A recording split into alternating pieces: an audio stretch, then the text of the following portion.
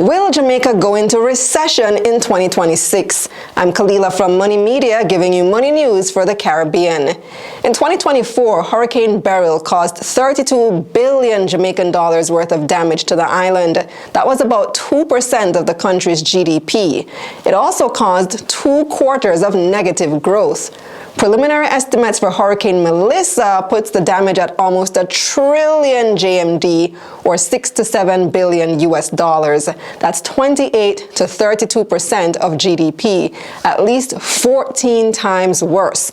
So it's very likely that Melissa will result in more than 2 quarters of negative growth, which is the general metric used to determine a recession.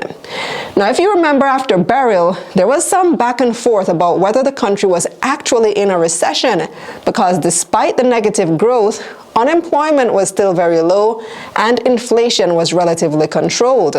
In this case, Hurricane Melissa hit the island's tourism and agriculture industries hard, and these are 2 of Jamaica's largest employers. The agriculture industry suffered major setbacks, displacing workers and slowing the flow of money through communities that rely on seasonal jobs and farming. Taking stock analyst Julian Morrison said it would result in what's known as stagflation.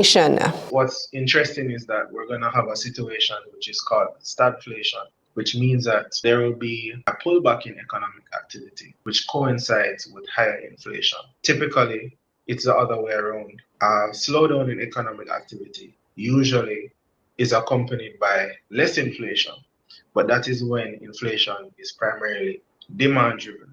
Here we have a situation where the root of the problem is challenging supply.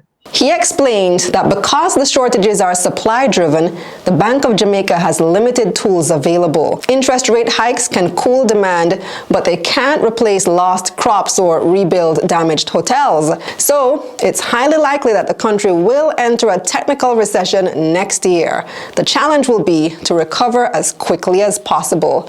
And that's the bottom line. What do you think? Let me know in the comments. And if you want to learn investment strategies during a recession, go to investingforbeginnersja.com. The link is in my bio. Let's get this money.